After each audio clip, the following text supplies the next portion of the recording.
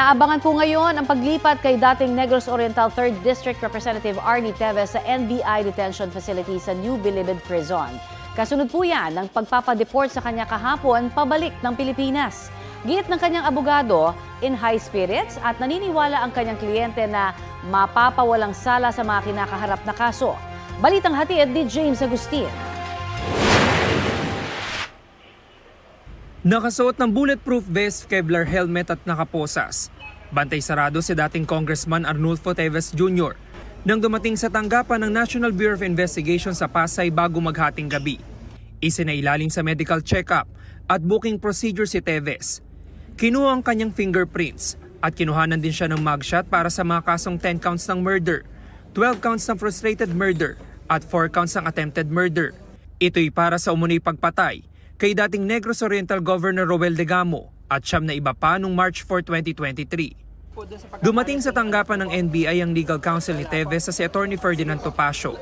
Kasama niya ang nanay ni Teves. Pinayagan silang makita ng personal at makausap si Teves. Tumagal ng 1.5 oras ang pagbisita ni Attorney Topacio. He is in high spirits, he is confident. Because he is truly innocent and alam po niya na when we go through the process he believes that he will be exonerated. Sabi ni Topacio, naging madamdamin ang pagkikita ng mag-ina na ngayon lang ulit nangyari matapos ang halos 2 taon. Motherly things tungkol sa family, kung kamusta na siya. Siya po ay nadalhan naman ng medication ng kanyang ina, a change of clothes, isang unan. So, nakakatuwa nga hanggang ngayon. At his age ay talagang alagang-alaga pa siya ng kanyang nanay. Wala naman daw iniinda si Teves at nasa maayos siyang kalagayan.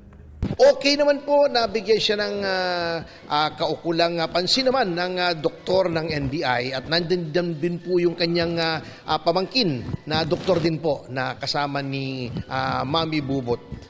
Sa tanggapan ng NBI, nagpalipas sa magdamag si Teves. James Agustin, nagbabalita para sa GMA Integrated News.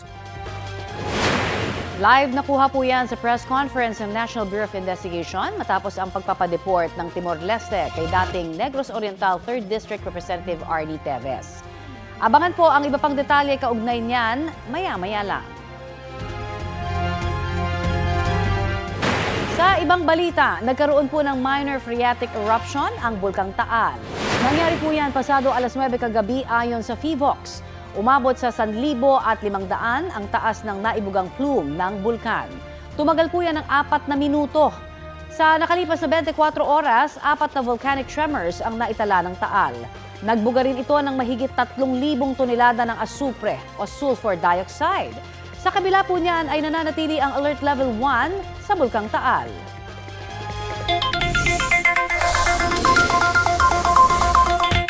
Bip sa mga motorista dyan, may nakaambang na dagdag bawas sa presyo po ng ilang produktong petrolyo sa susunod na linggo. Sa pagtataya po ng Oil Industry Management Bureau ng Department of Energy, base sa 4-day trading, posibleng walang paggalaw o may dagdag na hanggang 40 centavos kada litro sa presyo ng gasolina. Rollback naman na 20 centavos hanggang taas presyo na 30 centavos kada litro ang nakikita sa diesel.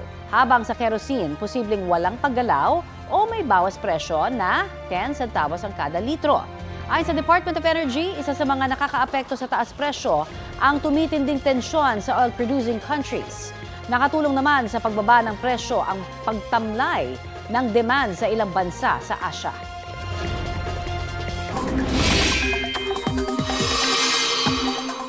Mga kapuso, sa nakalipas po na 5 taon, karaniwang idinideklara ng Pag-asa ang onset o simula ng tag-ulan sa pagitan ng huling linggo ng Mayo hanggang sa ikalawang linggo ng Hunyo. Ayon sa Pag-asa, ang pagsisimula ng pag-iral ng southwesterly wind flow ang isa sa mga indikasyon na malapit na magsimula ang tag-ulan. Kahapon nagparamdam na ito sa ilang bahagi ng Luzon. Ang southwesterly wind flow ay ang panimulang ihip o ang unang bahagi ng southwest monsoon o habagat. Ngayon pong Biyernes, apektado na ng southwesterly wind flow ang Ilocos Region, Cordillera, Central Luzon, Calabarzon, Mimaropa at Metro Manila. Sa mga susunod na oras, uulanin ang halos buong western section ng Luzon base sa rainfall forecast ng Metro Weather. Posible ang heavy to intense rains na maaaring magdulot ng baha o landslide. Ganyan ding panahon ang aasahan sa nasabing lugar ngayong pong weekend. Higit na mataas ang tsansa ng ulan sa iba pang bahagi ng bansa sa bandang hapon o gabi. Maghanda rin po sa ulan ang mga taga Metro Manila. Abangan mamaya ang heavy rainfall advisory ng Pag-asa para sa weekend.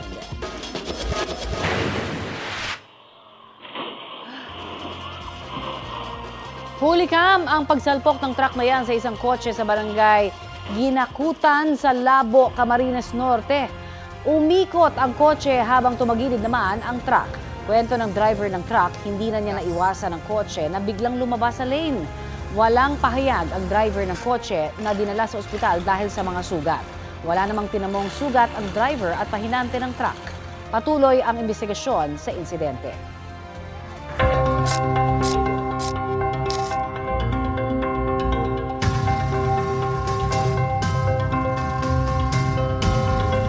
Wala naman daw problema na pauwiin siya sa bansa.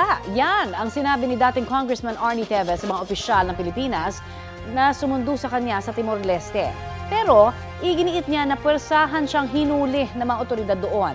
Balitang hatid ni Bea Pinlac. Bago bumiyahe pabalik ng Pilipinas mula Timor-Leste, tinanggal ang posas at kadena sa paa ng pinatalsik na Negros Oriental representative na si Arnie Teves. Pagtapak sa eroplano ng Philippine Air Force, ibinalik ang posas sa kamay, pero hindi na ang kadena sa paa. Huwag nyo na lagyan nyo sa paa. Kahit sa kamay, huwag mo sir, hindi mo matatakas. Hindi, protocol sir, protocol. Nang maupo na sa eroplano, ikinuwento ni Teves ang pag-aresto sa kanya sa bahay niya sa Timor-Leste. Hindi mo nila ako by force. Wala naman akong problema kung mapauwi ako basta ano lang. Tama lang.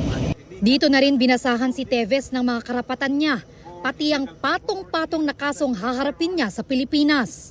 You are under arrest by virtue of the warrant of arrest issued by Manila Court on September 2023 for 10 counts of murder. Mag-aalas 3 ng hapon, lumipad na ang eroplanong mag-uuwi sa dating mambabatas na itinuturong utak umano sa pagpatay kay dating Negros Oriental Governor Roel Degamo at siyam na iba pa sa Pamplona noong 2023 at iba pang pagpatay na iniuugnay sa kanya sa Negros Oriental. Sandaling tumigil sa Davao International Airport pasado alas 7 kagabi ang eroplano para mag-refuel. At 11:19 kagabi, lumapag ang eroplano sa Villamor Air Base sa Pasay kung saan naghihintay na ang kanyang abogadong si Ferdinand Topacio. Hindi na bumaba ng sasakyan pero naroon din daw ang ina ni Teves ayon kay Topacio. Kami naman pong nasa defense team niya ay handa naman po kami na siya ay depensahan. Sapagkat bagamat 2 taon na siya ay nasa Dili sa Timor-Leste, hindi naman po kami nagpapahinga rito. Nanindigan si Topacio na dapat sa Villamor Air Base pa lang, makausap na niya agad si Teves bilang legal counsel. Dapat dito papasukin nila ako at kausapin ko ang kliyente ko. So I can advise him of his rights and I can see how he is, if he's injured or if he was in any way mistreated, maltreated or whatever, or if any of his rights were violated. Pero nang subukan ng legal team ni Teves na pumasok sa gate ng paliparan, hinarang sila ng mga bantay roon. Kanina nagpahayag si Director Santiago na kapag yung mga abogado ay dumating dito, papayagan naman. Nagtataka lang ako, ba't hindi nakapag-coordinate sa base security? Bigo si Topacio na makausap si Teves sa Villamor Air Base dahil agad idiniretso ng mga otoridad si Teves sa NBI sa Pasay. Bea Pinlac, nagbabalita para sa GMA Integrated News. Iisa lang ang active Philippine passport ni dating presidential spokesperson Harry Roque ayon sa Department of Foreign Affairs. Batay sa records ng kagawaran, na-issue ang passport na may 10-year validity noong July 2024. Bago yan, nakansela na ang in-issue kay Roque na regular passport noong October 2019 at diplomatic passport noong December 2017. Ayon sa DFA, iisa lang dapat ang active at valid regular Philippine passport ng isang Pilipino. Binibigyan lang ang qualified government employee ng dagdag na official o diplomatic passport na magagamit para sa official mission abroad. Kamakailan, sinabi ng Department of Justice na 2 hanggang 3 umano ang passport ni Roque at pinakakansela na raw nila ang mga ito. Sagot dyan ni Roque, isa lamang ang active passport niya na hawak ngayon ng mga otoridad sa the Netherlands kung saan siya humihiling ng asylum. Samantalang patay naman ang driver at 2 pahinante ng isang truck matapos itong bumangga sa 3 sasakyan sa Baguio City. Batay sa investigasyon, pababa sa palusong na kalsada ang truck nang bumangga ito sa kasalubong na AUV bago dumiretso sa nakaparadang van at SUV sa gilid ng Bukawkan Road. Tumama rin sa ilang traffic signages ang truck. Sugatan sa insidente ang AUV driver.